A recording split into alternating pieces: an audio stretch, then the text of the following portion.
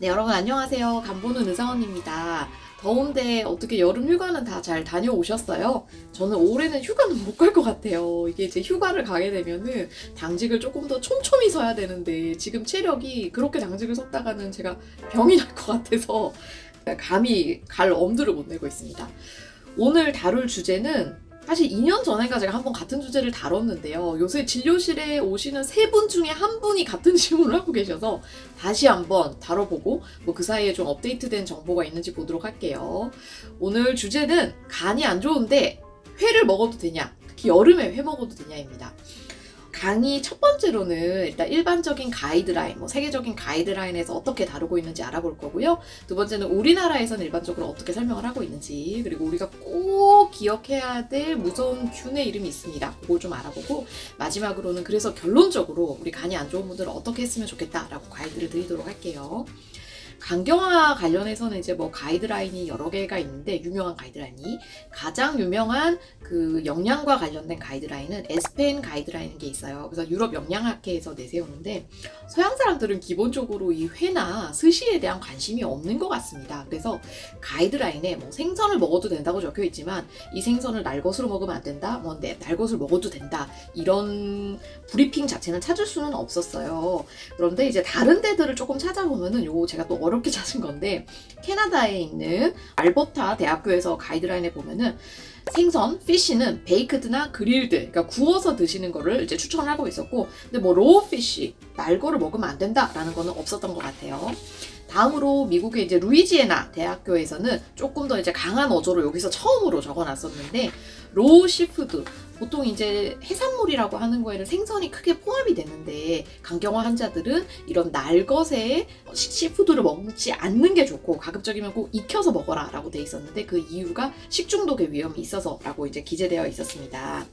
그리고 이제 다른 환자들 대상으로 한 Q&A 같은 게 있었는데, 거기서도 가급적이면 익혀서 먹어라 생선은 이제 적혀 있었고, 자, 그러면 우리나라 가이드라인은 어떨까요? 요거는 이제 국가암질환이었나? 제가 정확히 지금 그 출처가 생각이 안 나는데 거기서 나왔던 정보인데요. 회를 먹어도 되냐? 특히 간암 환자나 간이 안 좋은 사람들이 했을 때 답변을 이렇게 적었습니다. 만성 간질환 환자는 우리나라 인근 해안에서 어패류로부터 비브리오 블리피쿠스라는 균에 감염되면 폐혈증이 생길 수 있습니다. 그럴 경우 치사율이 30에서 40%로 높기 때문에 각별한 주의가 필요합니다. 이따 얘기 드리겠지만 사실 폐혈증의 치사율은 30-40%보다 더 높습니다. 그래서 결론적으로 5월에서 11월까지는 회를 먹지 말고, 그 다음에 이 다듬다가 다치게 되면은 이 피부를 통해서도 균이 들어갈 수 있기 때문에 조심하는 게 좋다. 즉 여름 기간에는 회를 먹지 말고 날씨가 조금 추워지면 드시라가, 찬바람이 불면 먹으라가 이거의 기본적인 어조였고요. 제가 이전 영상에서도 아마 이렇게 설명을 해드렸던 걸로 생각합니다. 크게 임상적으로 문제는 안 되지만 여름에는 비브리오 폐혈증 때문에 좀 조심하시는 게 좋습니다 라고 이제 얘기를 드렸던 것 같아요. 자, 그러면 이제 비브리오 폐혈증에 대한 얘기를 안 하고 갈 수가 없는데, 이 비브리오 폐혈증이 우리나라 이제 남해안이라든지 그렇게 여름에 많이 생기게 되는데요. 비브리오 폐혈증을 흔히 일으킨다고 알려진 거는 물론 저런 어패류도 있지만 가장 유명한 거는 역시 굴입니다. 그래서 날굴을 이제 잘못 드시게 되면은 정상인들은 큰 문제 없이 그냥 가볍게 설사만 하고 넘어갈 수가 있는데, 면역력이 떨어져 있는 저희 간경화 환자나 아니면 이제 에이즈 환자 같은 경우에는 비브리오 폐혈증이 아주 심하게 올 수 있고, 지금 보시면 이게 1978년도 논문인데요. 그때 논문도 그렇고 2005년에는 아예 이제 리뷰 논문 자체가 나왔는데 거기서도 굉장히 위험하다, 폐혈증이 나올 수 있다라고 되어 있습니다. 비브리오 폐혈증을 왜 이렇게 무서워하는지 제가 좀 설명을 드리고 갈게요.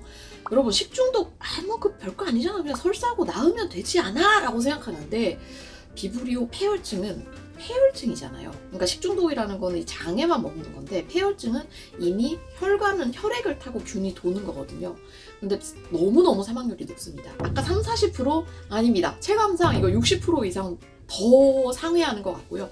간 안 좋으신 분들이 비브리오 폐혈증 걸리면 거의 90% 이상은 돌아가시는 것 같아요. 근데 문제가 이 비브리오 폐혈증에 관한 저희가 항생제가 있어요. 그런데 항생제가 들어가도 일단 기본적으로 이 감염은 항생제가 들어간다고 무조건 잡을 수 있는 게 아니라 항생제 플러스 내 몸 안의 면역 작용이 이 세균과 싸워야 이길 수가 있거든요. 그 면역이 세균과 싸우는 게 안 되기 때문에 항생제가 들어가도 사망을 하십니다. 굉장히 빨리 우리가 진단을 해서 거의 응급실 오자마자 의심을 해서 항생제가 들어갔어도 그때부터 들어가도 이틀이나 3일 안에는 돌아가시게 되는 게 비브리오 폐혈증이라서 많이 무서워해요. 그리고 여기 조금 약간 좋지 않은 사진이 나갈 텐데 담력이 좀 작으신 분들은 스킵해 주셨으면 좋겠습니다. 비브리오 폐혈증에 일단 걸리면은 저희 피부에 특징적인 병변이 나타나는데요. 일단 작은 물집 같은 게, 근데 그냥 물집이 아니라 그 자주색 물집 같은 거, 안에 좀 왠지 출혈이 있는 것 같은 수포성 출혈이라고 얘기를 하는데 그런 물집이 생기게 되고요. 이 물집이 이제 커지면은 사지, 특히 이제 뭐 팔다리라든지 이런 데로 크게 보라색 물집이 잡히게 되고, 심한 경우에는 이게 이제 괴사, 썩어서 팔다리를 잘라야 되는 경우도 생깁니다. 근데 뭐 팔다리를 잘라도 그냥 생존하시면 다행인데 이거 자체가 폐혈증 때문에 사망이 가는 경우가 이제 너무 높아서 참 무서워하는 질환 중에 하나입니다. 그래서 앞에 내용을 조금 이제 종합을 해보면은 저도 이거는 그 국가암센터와 마찬가지로 회는 드셔도 되지만 찬바람 불 때만, 여름에는 가급적 안 드시는 거. 특히 굴은 정말 조심해야 된다. 겨울에도 물론 조심해야 되고 여름에는 더더더더 아예 안 드시는 걸 추천드리고요. 단순히 회를 먹는 것뿐만 아니라 어패류에 가까이 가는 것조차 저는 여름에는 조심하셨으면 좋겠어요. 그래서 뭐 낚시를 가신다든지 아니면 어패류를 뭐 다듬는다든지, 왜냐면 다듬다 보면 이렇게 상처가 생길 수 있잖아요. 그 상처로 균이 들어가면은 훨씬 더 빨리 감염이 됩니다. 거의 뭐 잠복기가 12시간 정도밖에 안 되는 것 같아요. 그래서 그런 피부 상처 아니면 먹는 거 모두 조심하시는 거를 추천드립니다. 그래서 여러분, 간 안 좋으신 분들 회 너무 드시고 싶어도 아직 한창 덥잖아요. 조금 참으시는 게 좋고, 이제 11월 되더라도 회는 괜찮은데 굴은 더더욱 뭐 노로바이러스도 그때 또 유행하기도 하니까 조심하시는 거를 추천드립니다. 사실 뭐 이전에 보셨던 영상이랑 크게 다른 것 같진 않고 이거에 관련된 연구가 많이는 진행이 안 됐더라고요. 이제 너무 답을 알고 있어서 그런 것 같긴 합니다. 여러분 항상 건강하시고 폭염에 건강 조심하세요.